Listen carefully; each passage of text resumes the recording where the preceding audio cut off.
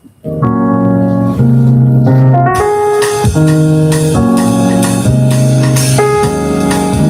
on in.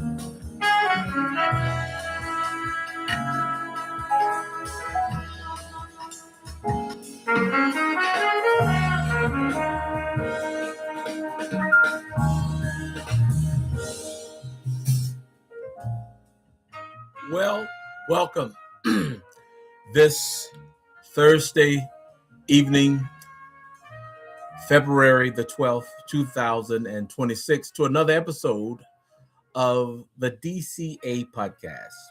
Yours truly, Reverend Ruben Dockery, is host. Hope you will be able to join us for this informative and historic episode tonight as we will get into some more conversation. Tonight, we're going to do three things. We're going to honor Black History Month by giving some historical information. We're going to tie that into our goal and effort with Dockery Christian Academy, or DCA, and bring you basically a call to action, a very, very important announcement. And then we'll wrap up. We'll get out of here. Next week, it's a big week for us. And I'll talk more about that a little later. But again, this is your host, Reverend Dr. Ruben Dockery. Grateful for you to join us. And we'll get into our topic for the evening, which is simply Black Intelligence of Cultural Homogeneity, or the B.I.T.C.H test. All right? And Black boys. That's what we're going to be talking about. The impact or the influence of this historical thing. And in case you don't know about it, we'll give you a little context to what the B.I.T.C.H test is, the B.I.T.C.H 100 is. If you're following us live on Facebook, please feel free to post your question or comment, and we'll try to respond to that as much as we can in real time. If you're following us on the YouTube platform, you should be able to chat some information as well. So we'll be happy to do what we can to manage that. All right. I want to apologize ahead of time. We may hear a little noise. There's some construction going on outside of our studio here, and and additionally, my voice is a little raspy, but bear with me. We'll try to make it through the next 30 minutes or so, 45 minutes or so. Again, if you're listening for the first time, this is the DCA podcast, or DCA stands for Dockery Christian Academy. And yours truly, Reverend Dockery, is the founder of Dockery Christian Academy, which is a private school for males grades 7 through 12, right here in Nashville, Davidson County, Tennessee. All right. Having said all of that, let's get right into our discussion here. And again, our topic tonight is the Black Intelligence Test of Cultural Homogeneity, or the B.I.T.C.H Test 100. The Black Intelligence Test of Cultural Homogeneity, also known as the B.I.T.C.H Test 100, or the B.I.T.C Test for short, is an intelligence test, I should say. I apologize. And this test was created by Dr. Robert Lee Williams in 1972. He was a very renowned psychologist, and actually he helped form the Association of Black Psychologists as far back as 1972, and he made a major contribution to the field here. But he designed this test here, and I'll tell you a little bit more about it. The test was orientated toward language, attitudes, lifestyles for African Americans, blacks at the time. Many of them identified themselves in the 70s as Afro-American. Blacks were Afro-Americans. Now, what this test did was he used a combination of multiple choice questions, and they examined uh, students, basically. He had a control group and experimental group, white and black, in Missouri, University of Missouri, I believe it was. And what he did was he had these questions. He had 100 words, and the goal was for them to define these words based on their social experience or context, each student. Now, he kind of knew that the white students, not being familiar with what's going on in black communities or ghettos or urban neighborhoods, are going to be a little out of pocket when trying to measure up. But he also knew that the words that he was using in this test basically were very, very familiar, generally speaking, to black students. And what he wanted to see is how we look at this. Now, when we talk about intelligence, we're looking at standardized testing, and we're looking at how this impacts a student's performance level or ability to demonstrate mastery, ACT, SAT, and other standardized tests, how they're designed, how they're worded, how they're structured. So, for an example, some of the words that were very common in this era when he developed this test were words like alley apple, alley apple.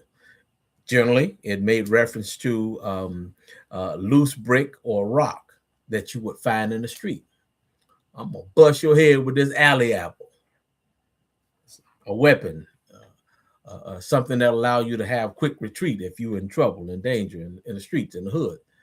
Not That was not something very common to whites that didn't have that problem. See, especially that were not immersed in the urban American experience in that regard. Black drought, which was essentially an inferior alcohol. It was a mixture of things. If you couldn't afford to buy pure liquor, you tend to try to make your drink a little stronger by mixing other things with it, right? Blood. Typically, this is a slang term that often was used as a term of endearment of toward a person, especially a young black guy. What's up, blood? Put the hand. You understand? Again, these were common phrases, terms that if you lived in the right place, you knew exactly what they were talking about. Dr. Black understood this dynamic, and I'll get into some more of that. The bougie, bougie jugu. Now, that made reference to black people, African Americans, who tend to be middle class, educated, and in a certain income level. So they displayed certain social values and refrained from certain behaviors, right? You consider to be bougie.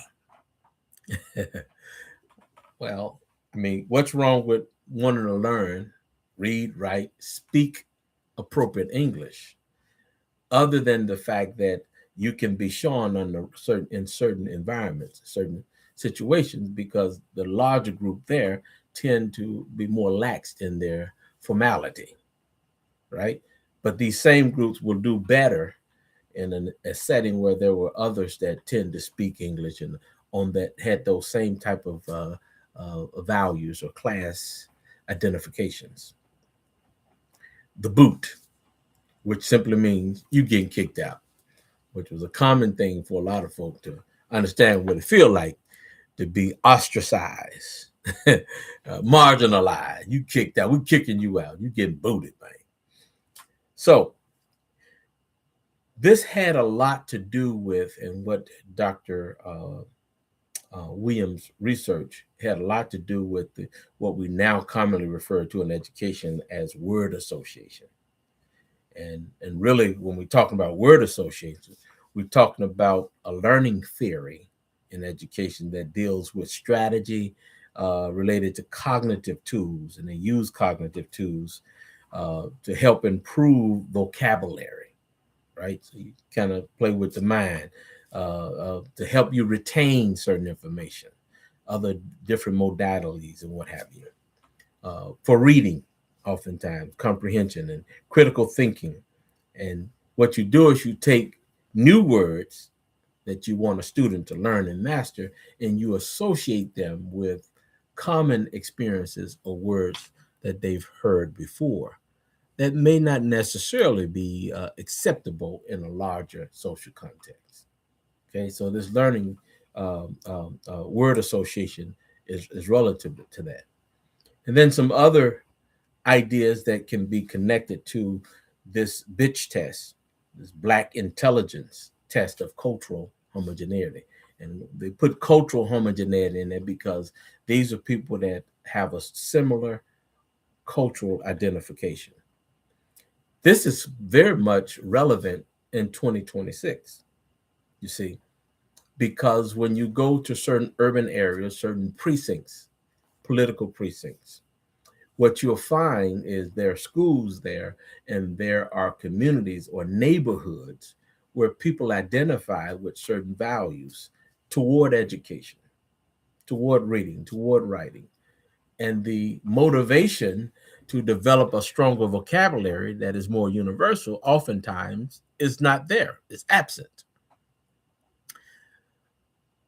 And the performance level in school is not there because this affects the ability to read and to comprehend and things of that nature. We wonder why reading scores are very low, particularly for Black boys. Oftentimes, for those who struggle, not all of them, I want to be clear, but for those who struggle with reading, there's not a value base or motivation encouragement at home, in their immediate environment, in their neighborhood, and sometimes even churches. Many of them are not going to church. Their parents are not going to church. So there's no reinforcement of those type of things, you see. And these are skill sets or tools that when we talk about the word association are very helpful. Now, there's another concept that I want to address right quickly, and that has to do with likeness in learning theory. Huh. Likeness and learning theory. What is that, Doctor? Well, that's again another educational theory that is focused on enhancing learning by improving engagement and retention when the instructional materials, the individuals doing the teaching or providing the instruction, as well as the environment itself is reflective of what is common and known to the learner, to the student. It's likeness in learning. And oftentimes it ducks tails, goes back to the integration issue.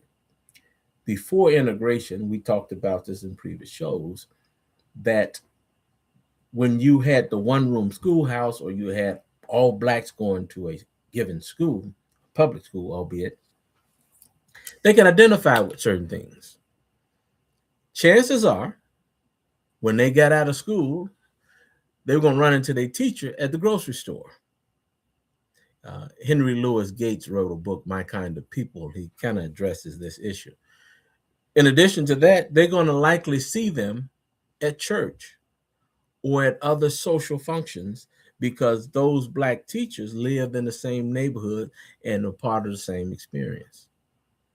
Well, with integration, you broke that up basically because you part of the integrative plan, the part of the plan of integration of schools in particular, was to ensure that a certain percentage of Blacks went to school with a certain percentage of whites to balance it out.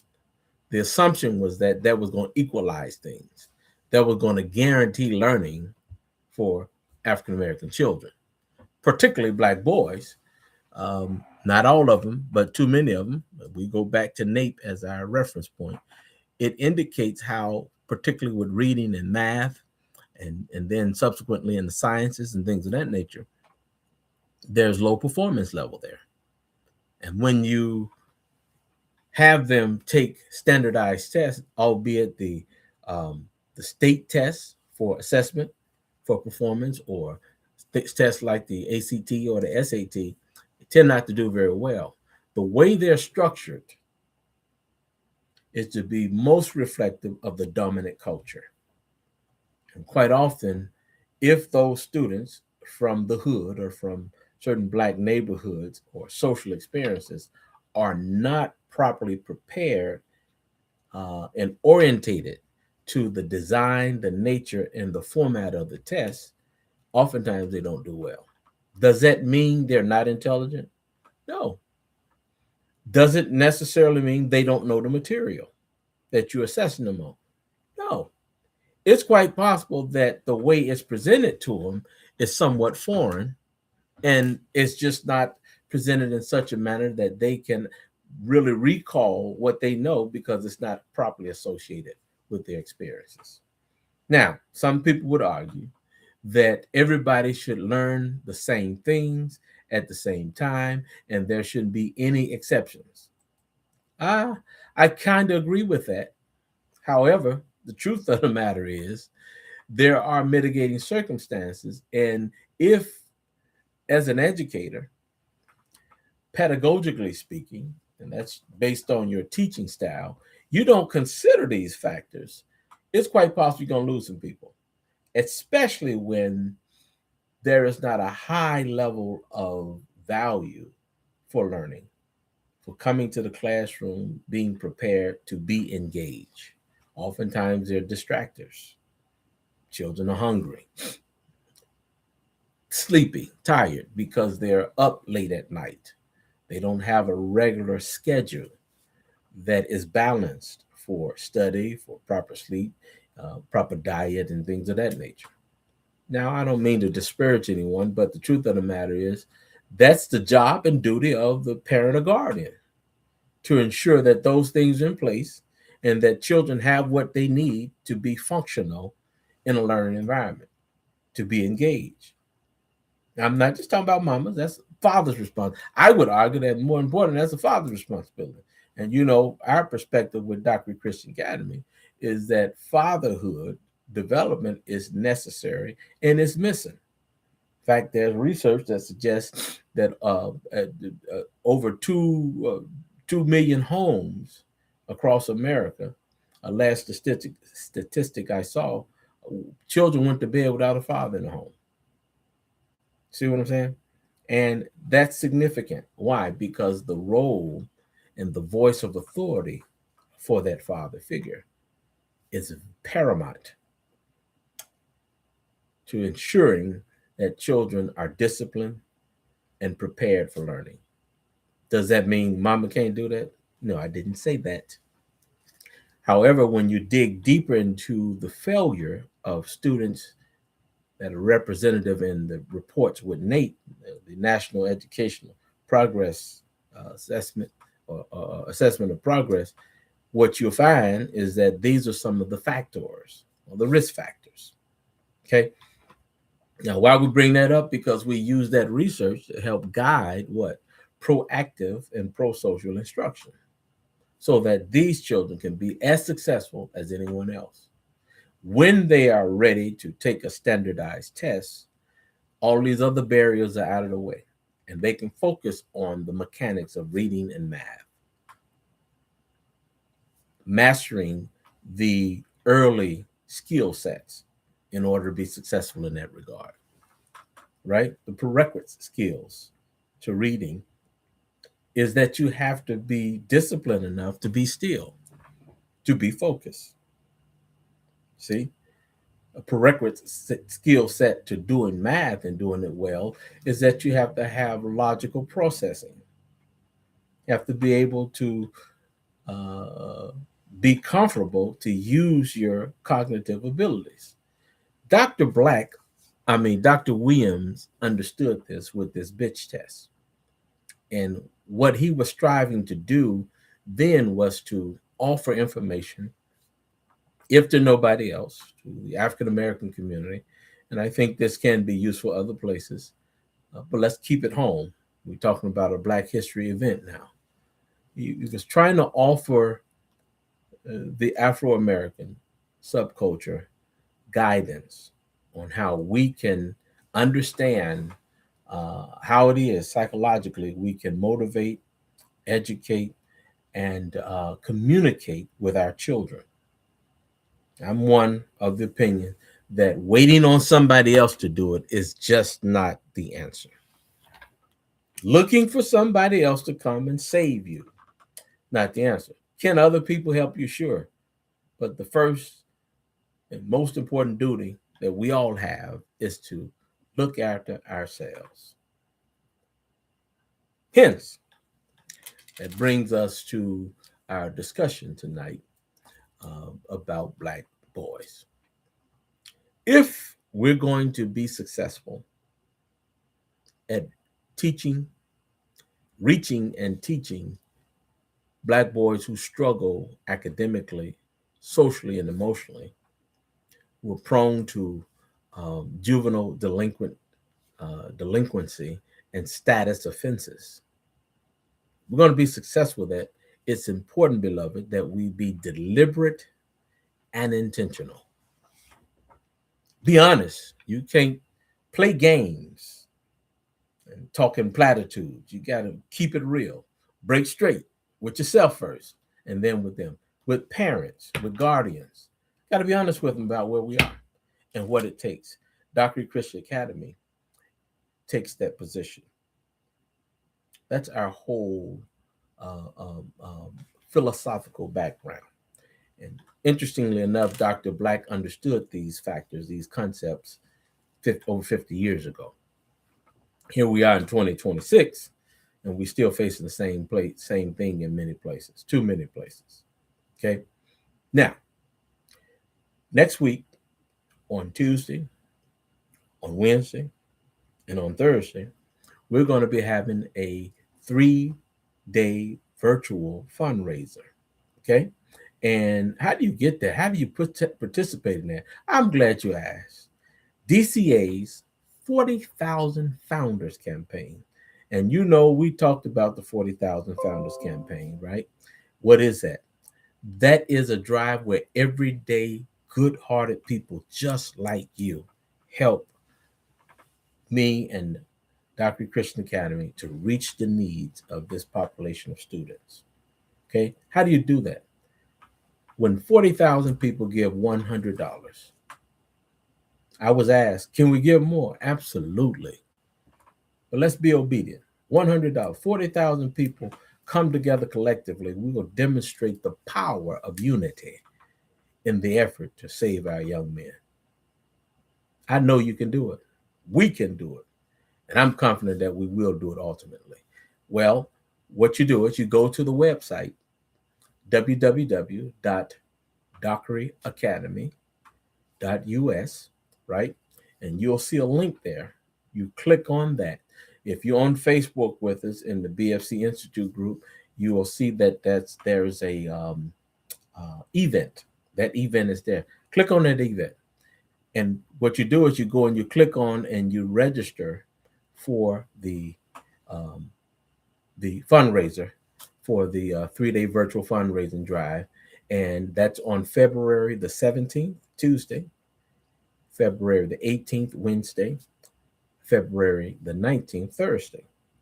On Tuesday, we're going to give you a basic overview of the school and our history, our background, talk about Prophet Robert Lee Dockery, who he is, and why the school is named after him. On Wednesday, we're going to be engaging you a little bit further with our call to action, how you can donate and spread the word. But most importantly, we're going to have the gentleman that you hear the music from at the beginning of the show. You've been hearing his music, Mr. Mario Abney. He's the baby child of Prophet Robert Lee Dockery. He's going to come on. We expect him to come on and be our special featured guest. He's going to talk to us a little bit about what he's doing. He's now in the Chicago area. He performed largely in New Orleans for a good little while. He was featured on the Good Morning America show. And we may have a little snippet of that for you. And he'll talk to you live about what he's doing. But more importantly, one of his CD that he has is one of the merch items. We intend to have information about some of our merchandise for Dr. Christian Academy. We're looking at a couple of items there. in some kind of way as a small way for us to say thank you for your contribution. Okay.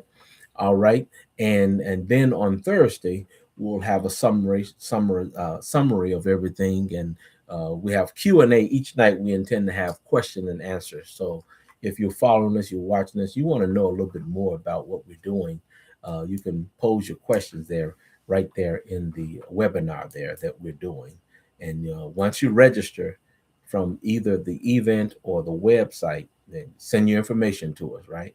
Click on it, send your information to us. You'll see event on the website. Click that, go to it, and send your information, your name, first and last name, and your email. We'll send you a link to join in live. And it'll be a live presentation, and you'll be able to participate with us that way. Love to have you. Love to have you. In fact, I'm looking forward to you.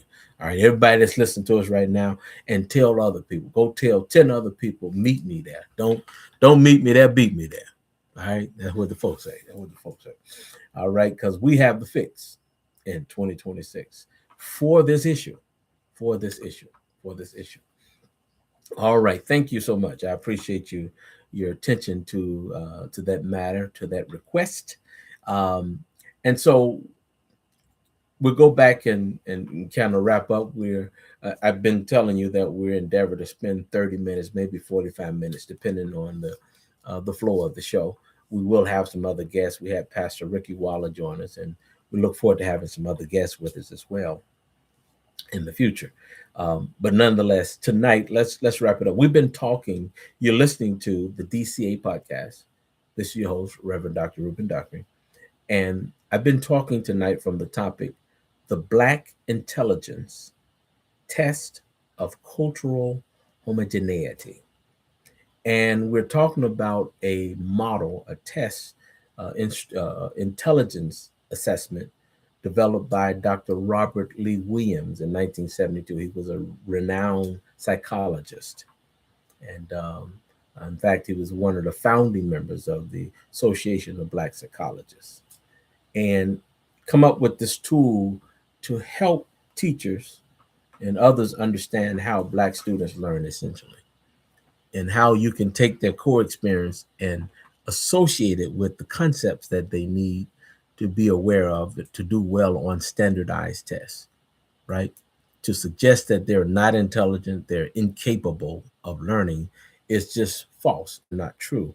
There are circumstances, and it takes the right type of what's known as pedagogy or instructional, the ability to teach and reach those students.